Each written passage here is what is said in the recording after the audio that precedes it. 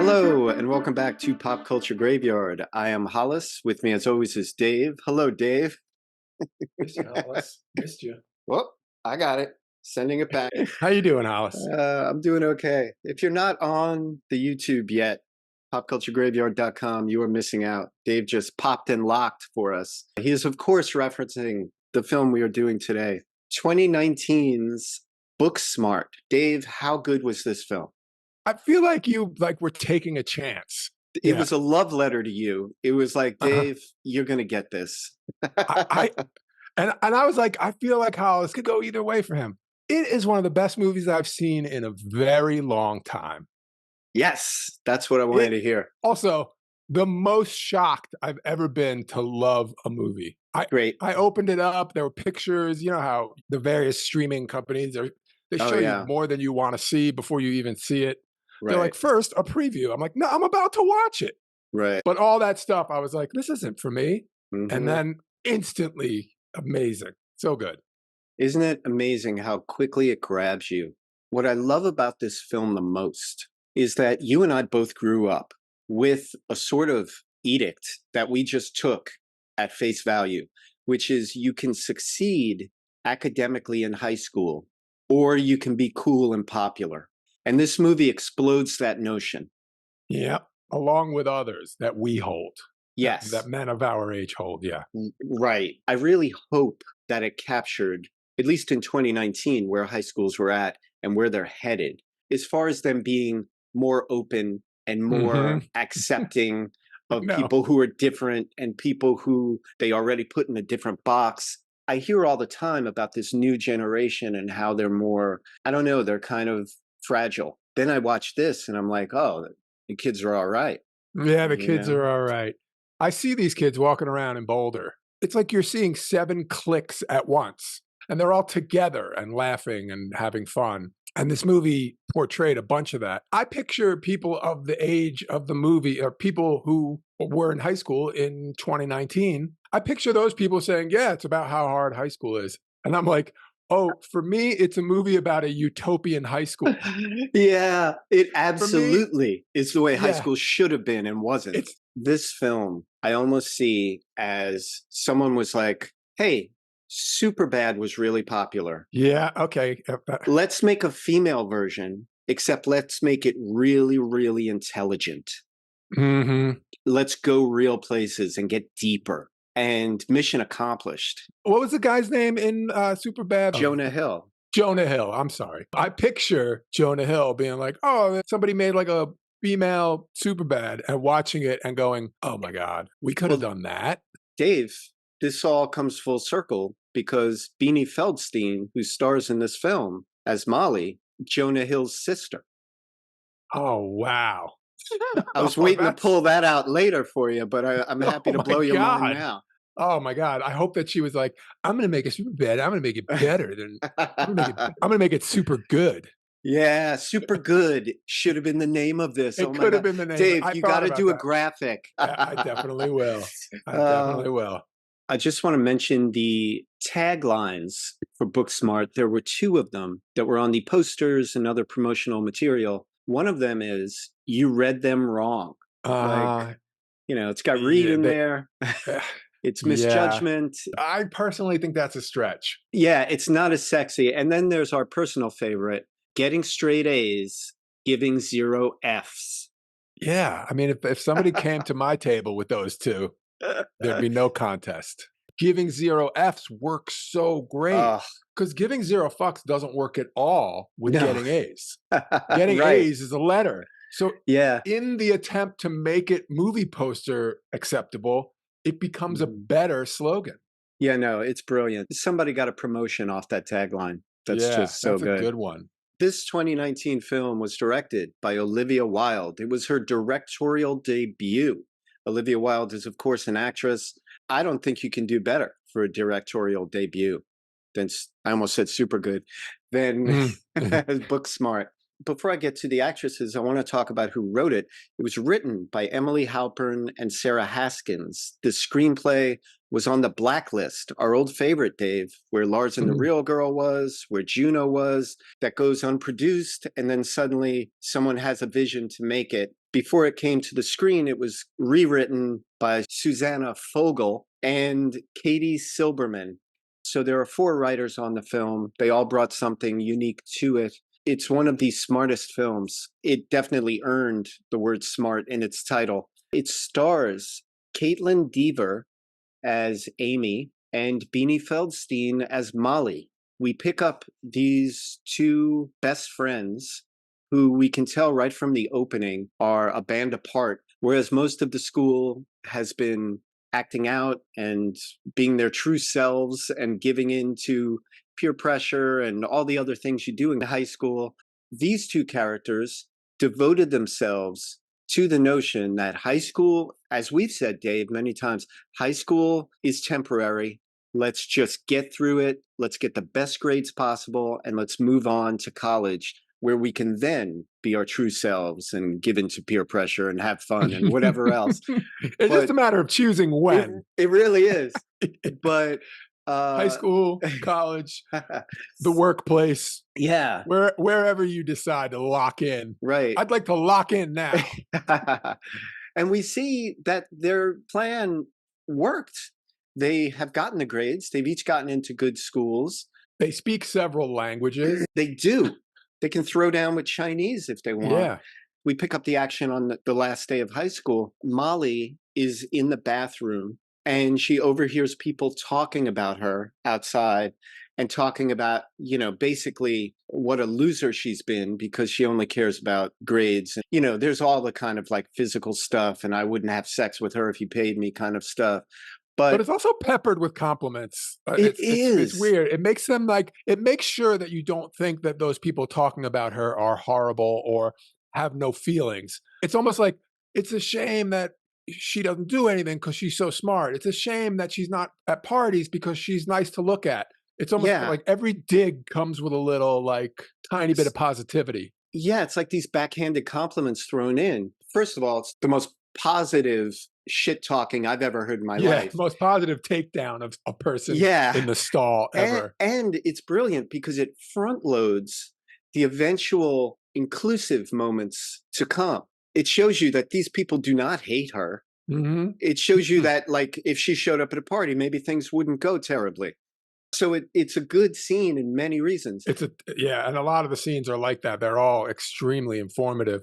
But you were about to point out the realization in that scene. Yes, there's brilliant exposition in this scene that fuels the rest of the movie.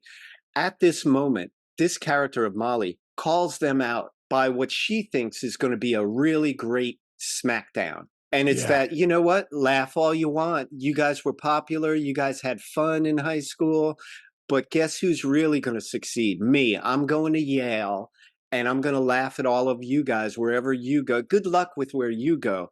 And then she finds out in rapid succession that she's ready to crumple up her paper towel from washing her hands and throw it in the garbage and walk out. Yeah. And she's met with the words, "I'm going to Yale too." Yep. The girl that she has been making fun of for being quote unquote loose is going to Yale as well. And the guy who's just this skater who's pretty and useless. Yeah. He's going to Stanford. And then the long-haired dude who doesn't care about anything and has gotten shitty grades is actually going to code at Google. Right. It's not Apple, but at least it's mid 6 figures. Oh, and she was like, what? What now? Her world is turned upside down and they get it across.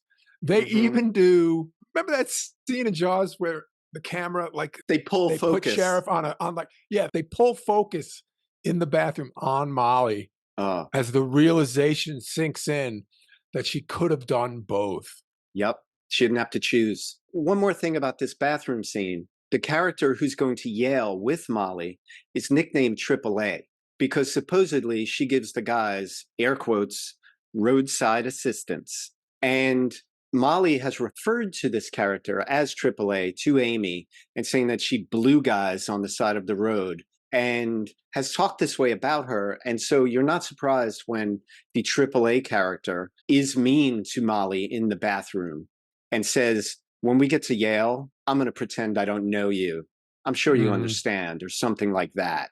Molly instantly corners her friend Amy, and it's like, we have to party tonight. We have to get all of that in one night. It's great because here it is. It's done so well so far. It's set this thing up. It's done it all very uniquely, and then it goes beautifully cliche because she finds her friend and she says, "We have to go to." These aren't the words, but we have to go to Nick's party. And I Yep. was like, "There it is." Hmm. What all those movies say. We have to go to the party. Right. And what would normally, in lesser hands, with a lesser script, would then devolve Right. into exactly the kind of high school sophomoric stupidity that you've come to expect. We are never betrayed by the Mhm. film that way. No, you don't get a de-evolution. You get an evolution. Yeah. And it's wonderful. And you celebrate all of their incremental successes as they go along and as they try to express the other sides of themselves. Because what's wild is even in the beginning scene where the one character, Amy, picks up the other character, Molly, you get a sense that they're just as fun and goofy as everyone else in high school, but they only share it with each other. They were like Mhm. popping and locking and like having this kind of hip hop battle with each other. They don't They've got share it. repartee. They've Oh, got dance moves. so we have all of our elements in motion. They want to go to the party. While we're still on the last day of high school, we find out a few things.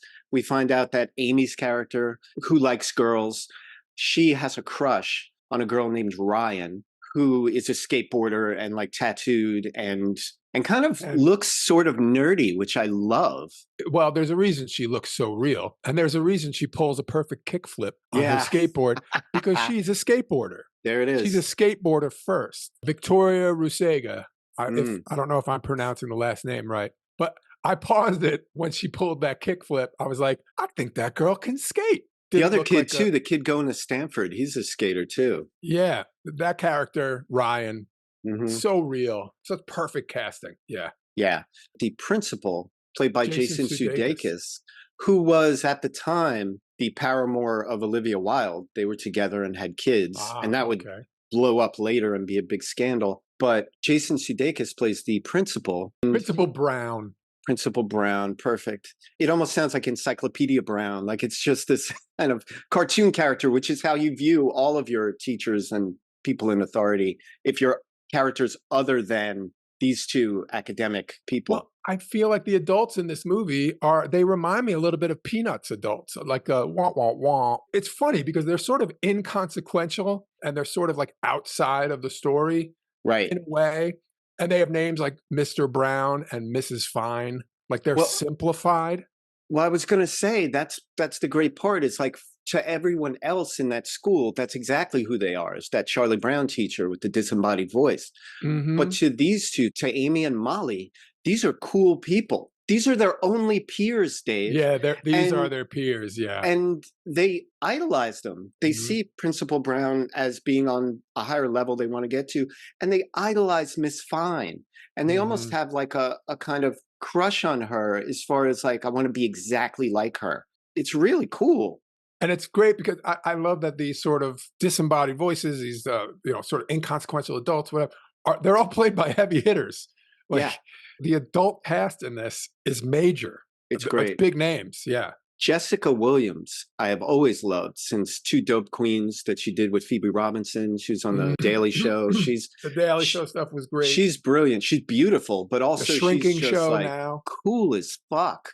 That's the kind of teacher who knows Amy and Molly are kind of cool in their way. She Mhm. wants them to open that up to the rest of those classmates. She wants Yeah. them to be more of joiners. And she helps them later when she like picks them up in the car. But we're off on our adventure. It's great. The scene where they get ready, they're like, we think they're going to put on outfits they wouldn't normally wear. They're going to like really dress themselves up, get all made up or something.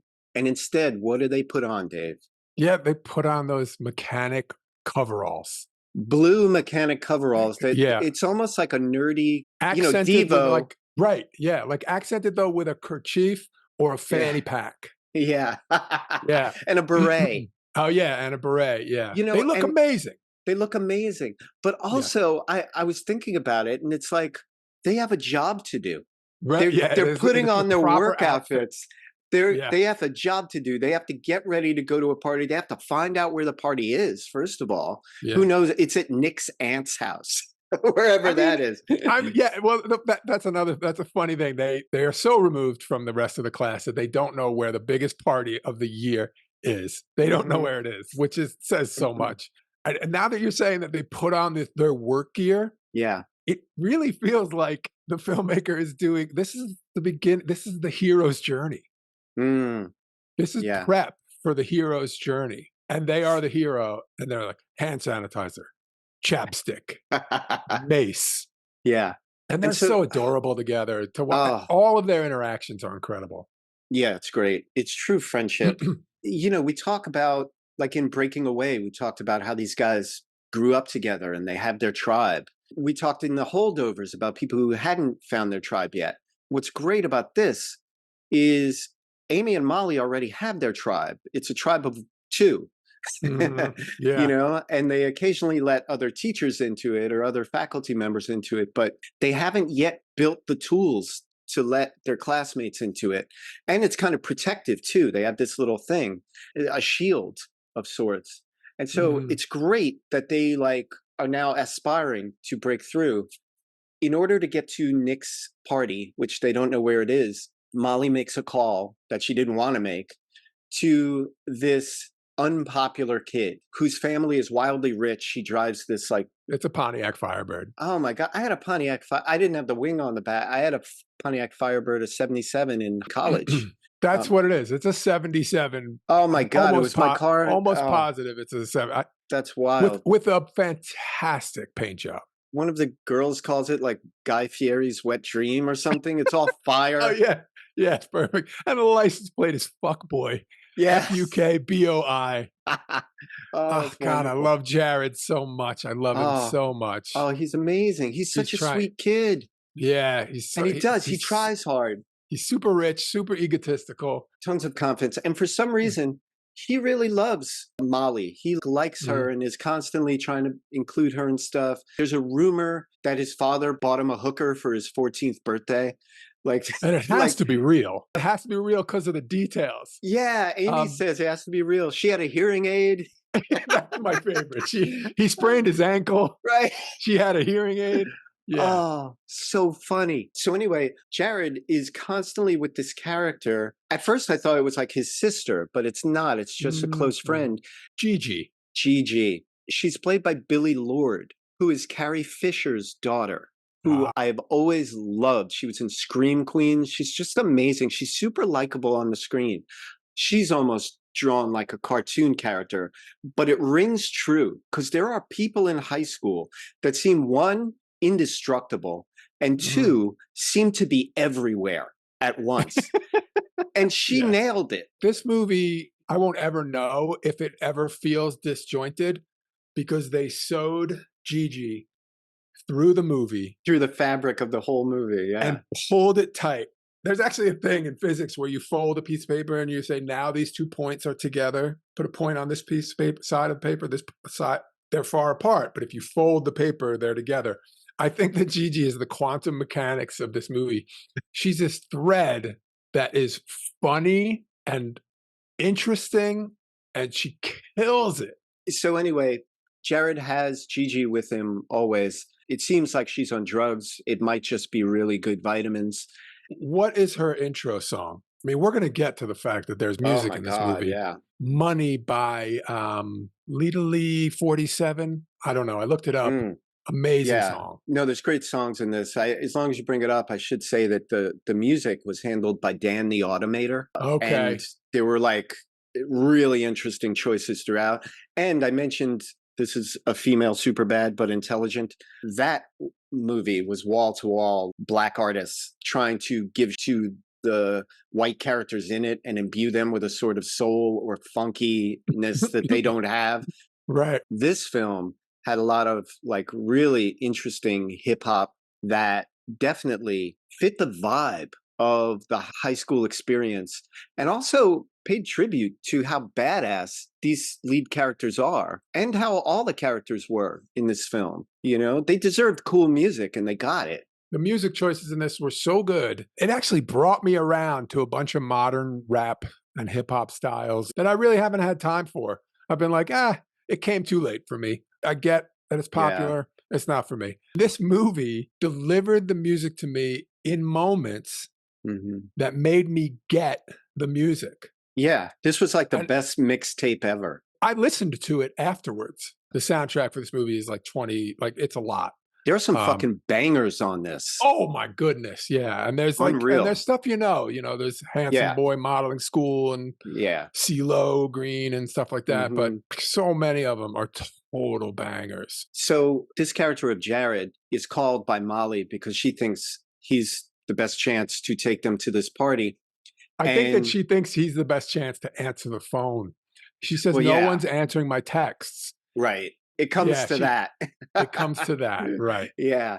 So then he does come and he picks them up and they're in the back of his car and they're driving to what they think is Nick's party. And that's when they find a stash in the back because Gigi called and said that she needs her energy box or her Her box of her her metal box of box. treats or something. They open the box they see in the back and it seems to be a whole thing of cocaine. Yeah, it looks like $5,000 worth of cocaine.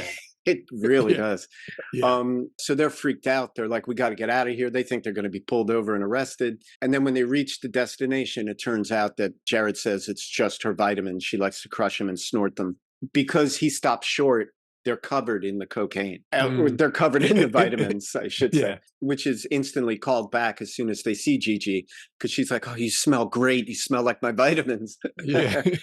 So they were not taken to the party that they thought they were. They were taken to Jared's graduation party, which is on board this big, expensive yacht. And there's no one on board except the staff of the catering party throwing the party. And of course, Gigi, who is the most loyal friend ever. Beautiful that Gigi's there. It's great. There's a female and male masseuse, too, I want to mention. That's how rich this party is. It's kind of just what you'd picture. It's a thumping beats. The lights are turning. There's a DJ rig, and there's no one there. And there's a line of caterer type people standing with their feet 2 feet apart and their hands clasped behind their back, ready to jump into action if any guests arrive. And it also, Yeah. to me, was a little bit of a kind of callback. In Sunset Boulevard, there's this New Year's Eve party that Norma Desmond throws, and it's just for Joe Gillis, her love interest. And he's like, where are the other guests? And she's like, there's no one else. It's just for us. And it's like, it almost felt that way that Jared was like, because he has a crush on Molly, he got his girl to come to the party, the best party ever. And it doesn't matter to him that no one else is there. Yeah. Do you notice that? Like Jared's yacht is empty. There's enough food for 100 people, and he is happy as a clam. Yeah. Meanwhile, Amy is up on deck with Gigi, and Gigi is smoking a joint and offers her, and she's like, no, I don't really smoke. And a caterer comes up there and he's like, you can't really smoke here. And she's like, what did you say to her? I said it to you, and you can't smoke up there. Yeah. It's amazing. Oh, so good. Her response is to smash a vodka bottle and come at him. It's and great. He says he's calling the cops. Yeah. Yeah. Eventually, all the characters are on the deck, and Gigi jumps off. She jumps off the boat into the water. In true Gigi fashion, she looks at them as if she's like, we've all reached this conclusion, right? We have to jump off the yacht. Yeah. And she grabs the two of them, runs, and they use their how to break a hold technique, that she dives into the water alone. At this point, it would seem to me they would just have Jared drive them to the other party. Instead, they're so freaked out, they run and they break down in laughter. They're like, oh my God, that was so crazy. Oh my God. And the Amy character then just is like, well, we did it. We went to a party. Let's go home. Yeah. She's very satisfied. We went to a party. It got crazy. Yeah. Yeah. And like the best films, Dave, they show us, they don't tell us. The characters show us. Molly is the driver of the motorcycle and Amy's on the sidecar. And Molly wants to do something. Okay, Amy checks it off. We're done. Now can I go back to my room where it's safe and it's quiet? And Molly will not be denied. She's like, no, that was not a real party. That was bullshit. That was, let's go to a real party. So at one point, this really flamboyant kid from school answers her text. Alan played by Austin Crute, who is amazing in this small Ah, part. And Noah Galvin is George, who is also yeah. amazing. Alan answers her party query with an address. And she's like, great, we got it. Let's go. And they go. And it turns out it's a party being thrown by the George character, who is having a murder mystery party, which is exactly the kind of party this kid would have for his graduation. And everyone is dressed up in like 1930s fashions. And Alan is in drag and he looks gorgeous in this ball gown. And he's playing a character whose husband was murdered. She's the victim's wife. He's grief stricken. It's fantastic. What another great detour. And it's at this party that they encounter Gigi. Gigi appears again. So they're at this murder mystery party, and Alan is, who we just talked about, Alan is Emoting. bereft. Yeah, he is using all of his acting chops to show how upset he is about the murder of his husband. So they open a door, and there is a veiled woman crying over the body. And Amy says, she's pretty good. Like, wow, like what a performance. The woman lifts the veil, and it's Gigi. She's everywhere. And they say, how are you here? Followed by, Yeah. how are you dry? Yeah. Yeah. Because not 20 minutes ago, she jumped off a yacht. Yeah. To which she answers, how are you dry? To How someone are who you didn't dry? jump in the water. And then you Which start makes thinking about that question. Does she mean, how are you when you're not on drugs? Like, it's weird. So Gigi at this point reveals something to Molly and Amy. And it's that when they were on the yacht, she forced them each to eat a strawberry. And she's like, it's amazing it didn't kick in yet. And she's like, what? It's a drug similar to, but stronger than ayahuasca. It's Asian. It's Asian waska. Yeah. And isn't that sort of in the like peyote family? Wouldn't it It be absolutely is. something like that? Yeah. Amy starts going, no, no, no, no, no, no, no, no, no. Yeah, Like, yeah. yeah. I'm impressed with how you two are keeping it together. Yeah. You So- know how it is? It's almost like when in Wile E. Coyote, like the coyote will Doesn't jump off a know. cliff. And as long as he doesn't know that there's no land under him, he's suspended. But the second you let him know, he drops. That's exactly what happens to these characters when she says you're on something. So then begins probably the most surreal part of this film, which is the two of them, they go into the character George's little sister's room. And she has all these like dolls lying around. At one point, they look at each other and they are dolls. They are vaguely reminiscent of each other, but they're more stereotypical dolls. They're like, how do you look like that? How do you look like that? And they're like, I have to see. And she goes to the mirror. Amy rips off the clothing and is actually digging how she's looking.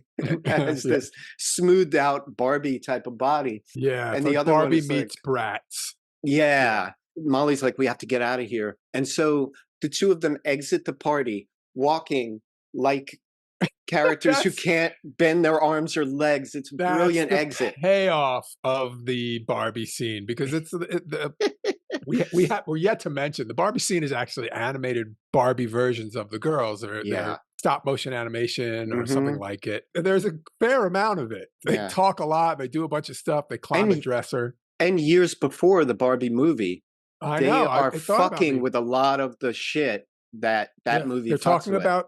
They're talking about their figure. They're talking about how their legs don't bend, and But the culmination is the two of them walking out like Bugs Bunny, Frankenstein robot style, perfectly straight arms, perfectly straight legs. They walk out of the party. I still think so we know in their minds they're still Barbies. They're still tripping. And so they're out of there. They finally come back to Earth mentally. And Amy is like, okay, we did 2 parties. That's it. But Molly will not be denied. There's only one party as far as she's concerned, and it's at Nick's. And we'll find out why later. She's obsessed with Nick's party. But she's like, no, this is it. I'm done. And Molly calls Malala, which is a get out of jail free card. You only get one Malala a year or something. And she uses it to force Amy to go to this party. And it's great because it calls back on this book that was big a few years ago by this girl from Pakistan and war-torn neighborhood. And she was shot at and all these things, and she survived. She lives now in exile. So it's like these two... She became a hero of the education of women. Yeah. Yeah, it's like because the Taliban was after her. Mhm. Anyway, these two girls would be moved so much by that book that they would come up with a term. That's their yellow card or whatever you wanna call it. I don't know what you call it. That's their card that Yeah. they throw down, like, now you Hmm. have to. Doesn't that ring so true for those characters? Like I mean, everything else the fact in that this? they have one, the fact that it's called Malala, where it comes from, what it's being Brilliant. used for, we find out almost at that exact moment, we find out what it's being used for because Gigi pops up from behind a wall and says she wants to see Nick. She has a crush on Nick. And Mhm. Nick, first of all, Molly is the class president, which should surprise no one. Mhm. Nick was her vice president, who was Classic, elected purely on popularity, yeah. purely on popularity. Classic vice president. All he has to be is popular and pretty and cause no trouble. Yeah, and Uh, whenever he gets behind the podium, all he has to say is, "San Dimas football rules," yeah. you know? Yeah, they're like a Davy Crockett themed high school. I would believe it more if it was like Crockett from Miami Vice themed. Yeah, that'd be awesome. Yeah. So between the Malala and learning that Molly has a crush on Nick, Amy, as her best friend, is now motivated and like, we got to do this. And Mhm. so they go to where the two of them plan everything. They go to the library. They get to work. And Oh, it's, that's right. I forgot. Yeah. yeah, it's a montage.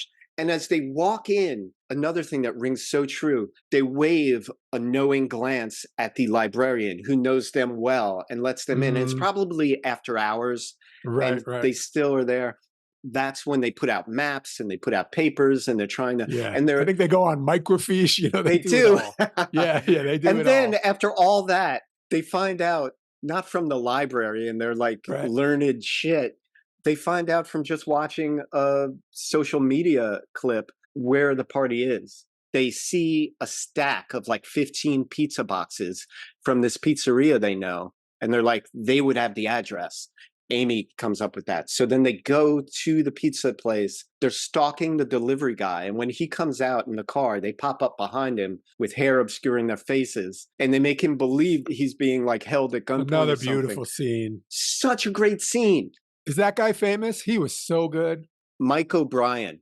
He was on Saturday Night Live as a writer. He created a show called AP Bio. So Oh, you right. probably saw him. That was a good time, AP Bio. So he was terrific.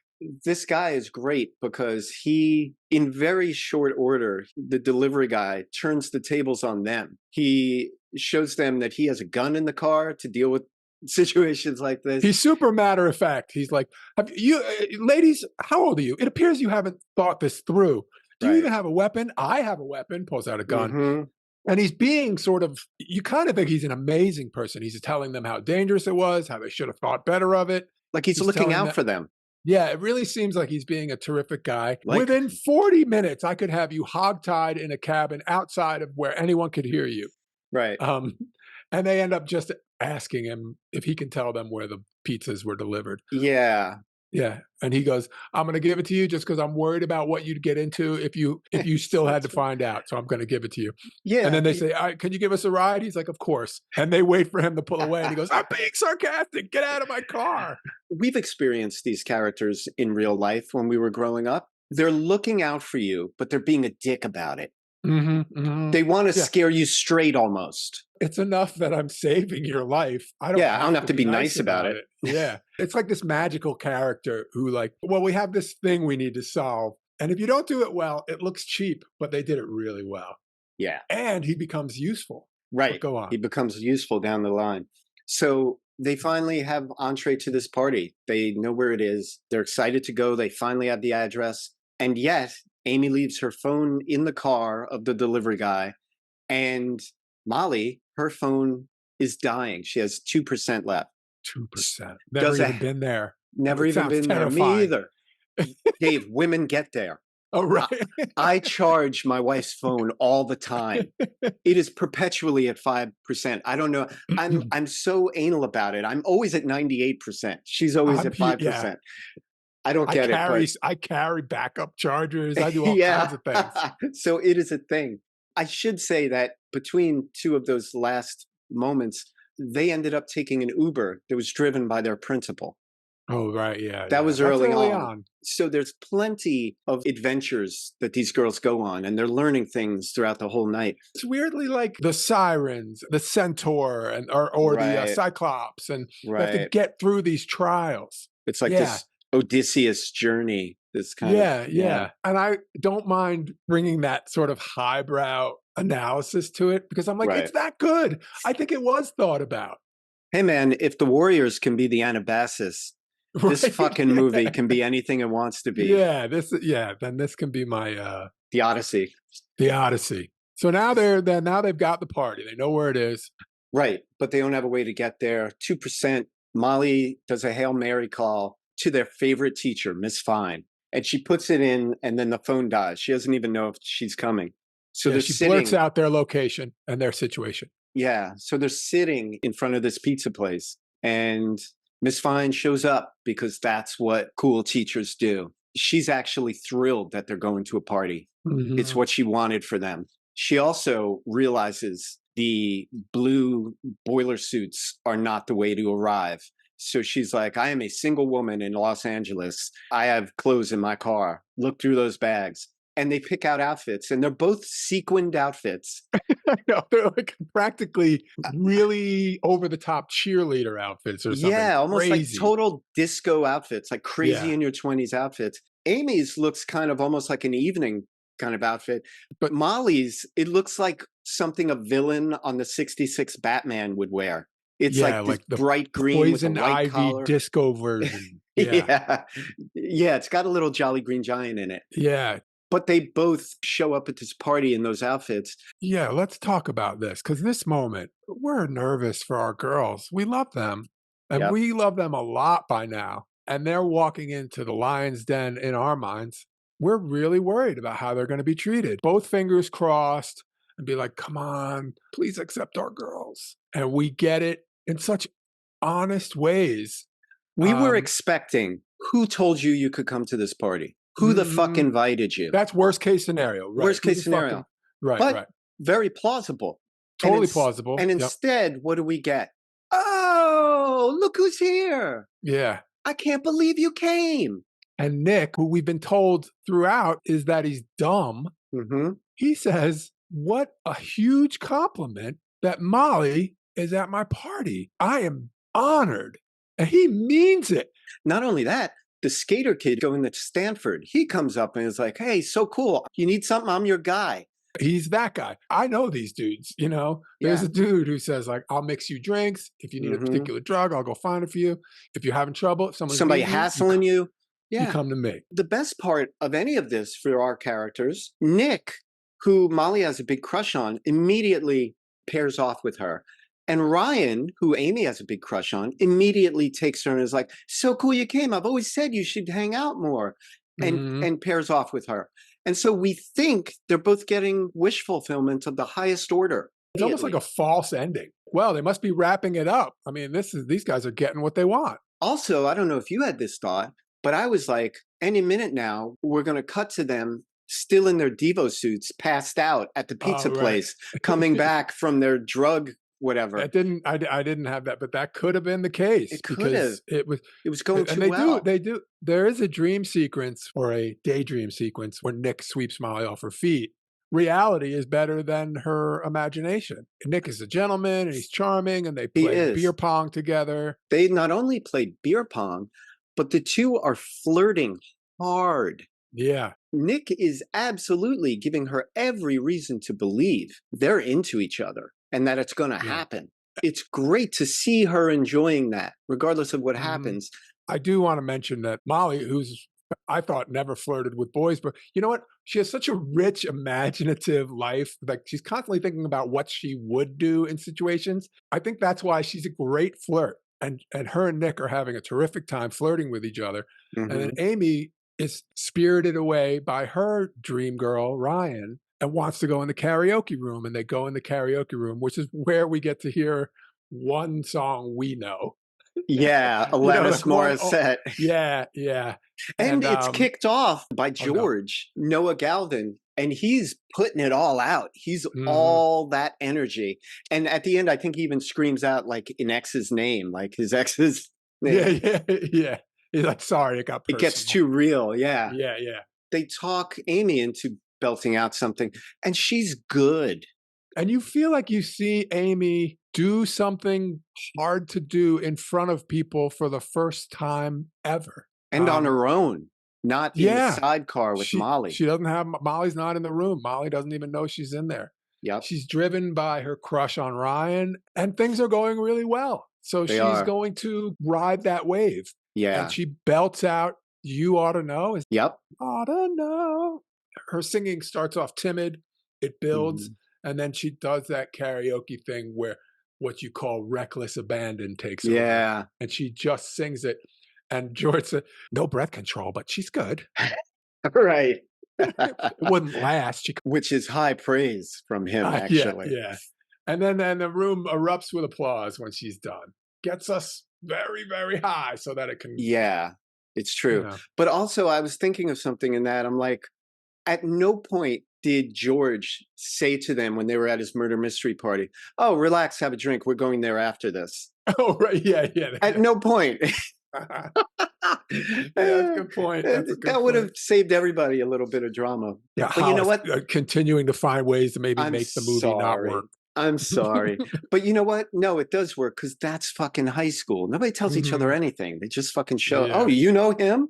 So yeah, after karaoke, it really bonds Ryan and Amy, and they go out to go swimming. She only jumps in the pool because Ryan does, and she thinks it's a prelude to them kind of hooking up. She goes Mhm. underwater, and I mean, What a scene underwater. Oh my what a great God. scene. You see all these young, youthful, beautiful bodies. It's almost entree to another world. It Mm. calls back for me, too, all the great underwater scenes in films like The Graduate, where Yeah, absolutely. he's Yep. totally, Benjamin's alone under the pool. And there's the Mhm. loneliness of that, but it's also like getting away from things and it's surreal. And Boogie Nights, when Dirk goes under the water and there's There's the a kind of thing like, about where the music stops, the water stops music from coming in, it changes the mhm, light. It's slow motion because you can't move fast in water. It's like you don't need special effects, just do it underwater. yeah. And it really gets across this transition for Amy. Yeah, and she saw getting in the water as a prelude to hooking up, to what was going to be crossing over to a next level with this girl, this crush of hers. Maybe they'd share a towel once they Yeah, got out. maybe Maybe they'd make every out in the pool, maybe right? they'd make out, especially make out in the pool. But instead, the second she dips down, she doesn't know that she just crossed over into heartbreak. And Mhm. she's seeing these beautiful bodies and she's making a journey that turns sour immediately. She sees the recognizable tattoos of Ryan under the water and Mhm. knows that's her body. And she sees a male body embracing her Mm. and she ducks up and it's Amy and Molly's crushes hooking up, Nick and Ryan. And it's Mhm. just, that's the high school you and I thought we were getting. Yeah. Oh, okay. They're not sugarcoating shit. This is real. And I don't think either of those people, neither Nick nor Ryan, had any intention to break any hearts or anything. It's their No. last day, and they're being romantic with everyone they get an opportunity to. All the time, one high schooler pines over another high schooler, and it would mean so much to them. But more often than not, two high schoolers hook up, and it doesn't mean that much to either of them. Mhm. Yeah. You know, it was Yeah. almost frivolous. It was like, that's the third person Nick made out with that night.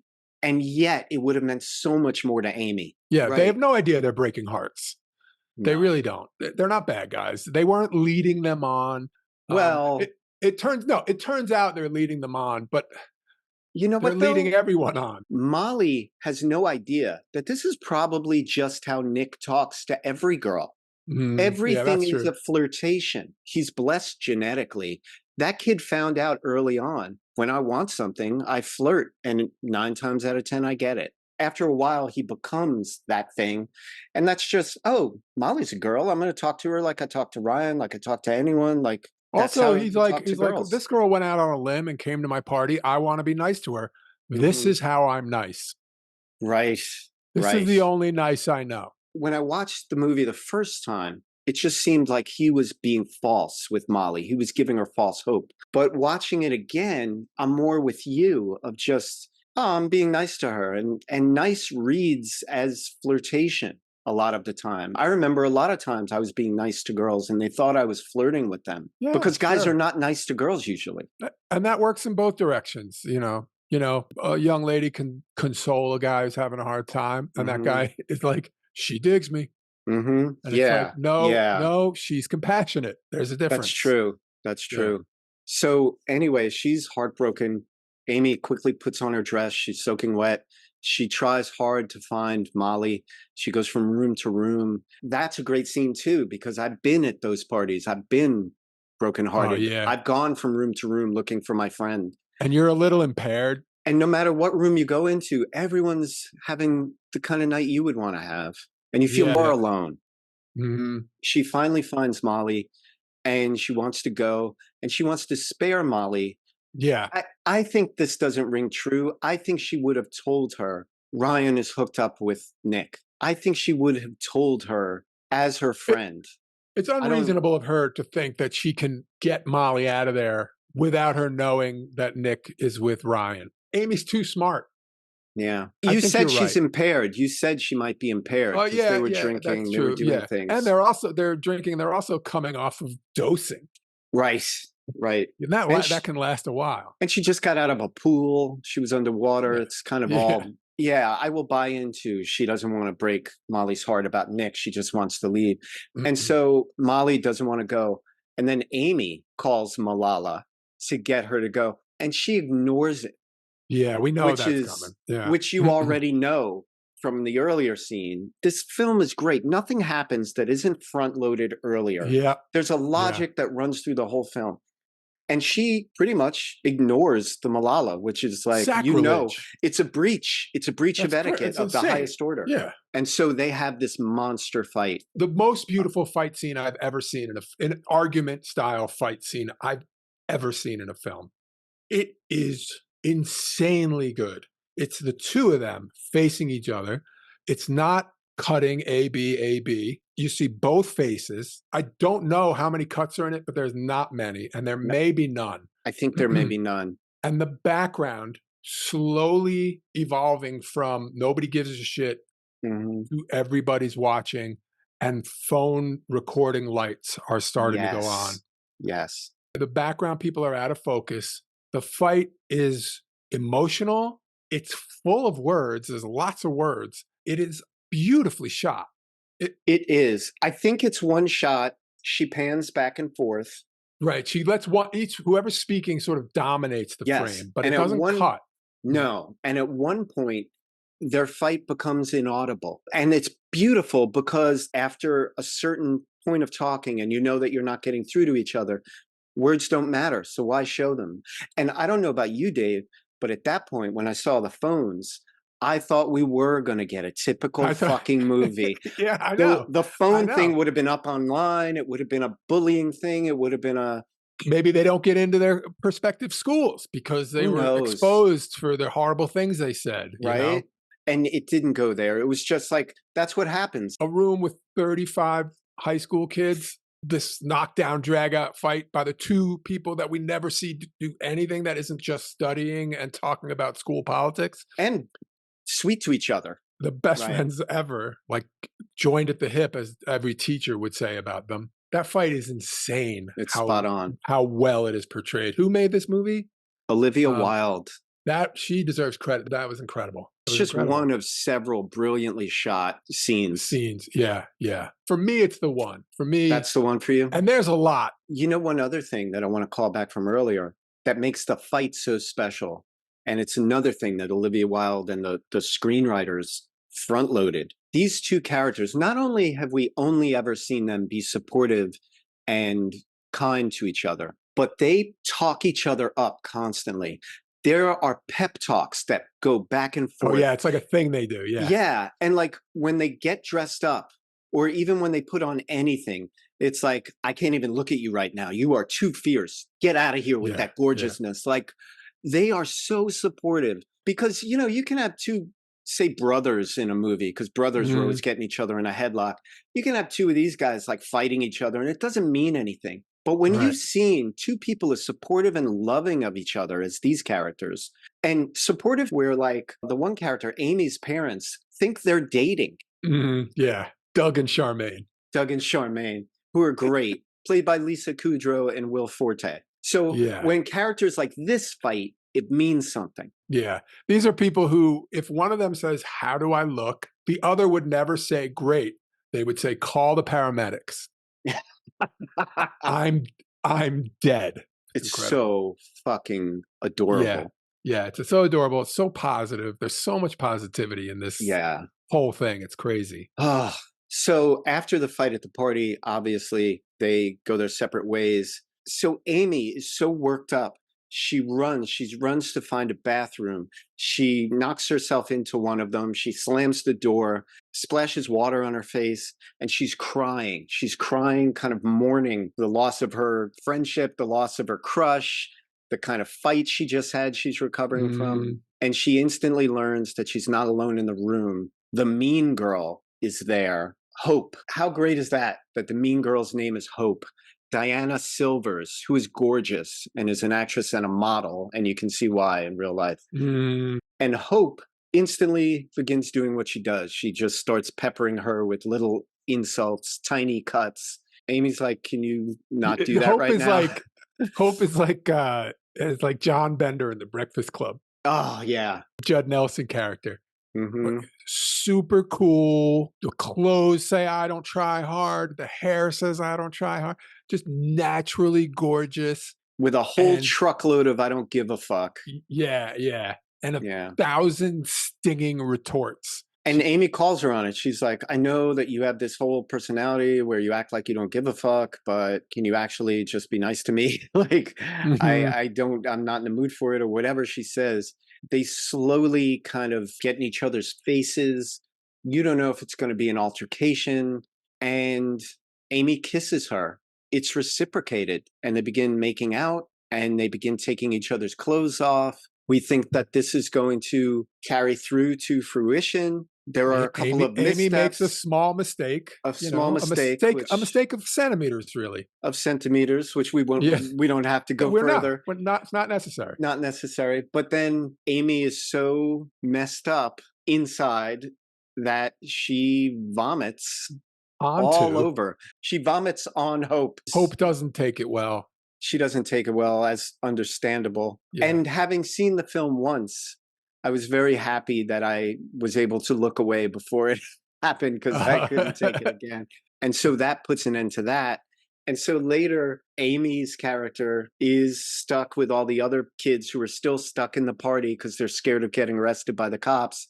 Yeah, I think And, they're like cornered in a pool house or something. They're cornered yeah, somewhere, and the police are gonna find them eventually, right, which is totally the thing in high school. You're like, "Oh god, they're gonna find us. They're gonna find us," and it's like, yeah, and send you home. right. But Amy has her newfound karaoke bravery, her newfound lesbian experience bravery, Hmm. and she's gonna ride that wave. And things have gone so badly in her mind. What could the cops possibly do to her? Like, it's almost like Tony Montana in Scarface. Yeah, yeah. What can you do to me that Fidel Castro has not done already? Like, Also, she's off the chain literally because Molly's not there. no, So, yeah, her anchor isn't there because Molly would have probably kept her from going to jail. That's for sure. Her altercation with the police is brief, but hilarious. hilarious. And she also learned something about herself because, yeah, she feels like she only does what Molly wants to do. And that comes out in the fight that she has with her. Mhm. But also, she doesn't know how high she can fly on her own because Mhm. Molly is always with her. She thinks Molly is the thing pushing her higher. For all she knows, Molly is the thing tethering her to the ground. And probably a little bit of both. A little But bit of yeah. both. Yeah, So yeah. she's coming into her power. It's great. She's like, "I'm going to create a distraction," which is something she probably saw in a movie. Right. And then Because the she kids are runs. even like, "What? Yeah. And then she Are you?" runs towards the cops, and we don't Yeah. even know how that plays out. We don't know, did she Until attack them through did the she give him room the and finger and then hang a do right, that? you know? She Yeah. like make them chase her. All we see is they cut to her handcuffed, being led to a cop car, And what saying does she say? hilarious things. She goes she goes, "Shotgun." Yeah, just kidding. And then she goes, "Just I don't have one." I don't have one. Like she's Yeah. smart because she's Amy. She's funny enough to say Yeah. shotgun, smart enough to go, oh, wait a minute, I just mentioned a weapon. Yeah. I That don't could be have held one. against me. Yeah, Yeah. yeah. So she It's goes to great. jail. She goes to jail. I did not see that Oh, coming. no. I wanted this scene, but I didn't get it. Either the other kids who were all like safely walking down the street being like, Amy's a badass or something. I Yeah, wanted, yeah. Molly's walking home. She sees Nick and Ryan. She knows, and she's done, and she's walking home. She's completely blown it. She didn't get to be with Nick. She was taken in by his charm, and then it went horribly, as she always predicted. And she's been in a fight with her best friend, and she is picked up by roadside assistance herself, AAA, AAA. Annabelle. Played by Molly Gordon, I should say, who's amazing. Amazing. She's so good. And they have their real moment. And it's not just Annabelle talking about how much it hurts to be called that and how she expects it from the guys, but she never expected it from the women. Hmm. And Molly says, you know, Amy never called you that. Amy didn't Right. like that people call you that. Still sticking up for Amy, even after their big fight. And she And apologizes. she does. Annabelle explains that she enjoys certain stuff. I love And, that. and, I and love she that it didn't yeah. reinforce the slut shaming by She saying didn't like, say, I I never, don't that do never happened. She said, yeah, I did on a few occasions because I like it. And I'm not going to do it in my house where my dad's going to catch me. Yeah, Hmm. it was in a car. Car's a good place for that. Molly says that makes sense. Yep. And like so many characters in this movie, they are introduced as a stereotype and then they culminate to a real person. The reverse of if you see me at Yale, pretend you don't know me. She says, if you see me at Yale, could you not call me AAA? It's not just Annabelle letting her guard down. It's Molly, because Molly thinks she's better than everybody else. We get so many nerds in these movies that are just victims and are picked on, and everything about them is good, but they're in such a hard place to be. That's not Molly. Molly's a jerk to people. Well, there's something that this movie captures and captures it well, is that no matter who you are, you have an ego. You brought up Breakfast Club. Anthony Michael Hall's character in that movie, he has an ego. He has a group of friends, and they look down on certain people and have their own set of standards for what's cool and what's not. One of the things that makes Molly such a real character, she's not a pure nerd, like who is like just trying to do good with her smarts and stuff. She is condescending to 90% of the school. That's partly a defense mechanism too, though. Of course. Yeah. Built up over years of like being called nerd or being called whatever. Like, sure. And her whole life was based on, I'm going to go to Yale and they're not. And then here we are on the precipice of Yale. And it's like, is that all there is? Is Yale going to solve things? Maybe not. It's a beautiful encapsulation of high school. Encapsulation is the right word. High school is this bubble, and it's all you know. From the moment you started to be able to form ideas about people and things, you're in it. And then one day, and the day in this movie, it's over. Isn't so much of life like that? It takes forever, and then it's over immediately, it seems. Yeah, and there's all this effort to get to like, this is who I'm going to be in high school. Okay, I've finally arrived. Wake up, it's the last day of school. Like, God damn it. I just fucking got here. Let's bring it home. Molly wakes up the next day. We're in Molly's bedroom. We're in Molly's bedroom, yeah. After checking her phone, Molly sees that Amy is in jail. She goes to jail. On her way to the room where she's going to talk with Amy, she sees a poster, a wanted poster for the Valley Strangler. And the picture is of the pizza delivery guy who they had the scene with, this guy that seemed like he was looking out for them. The drawing is reminiscent of Zodiac drawing.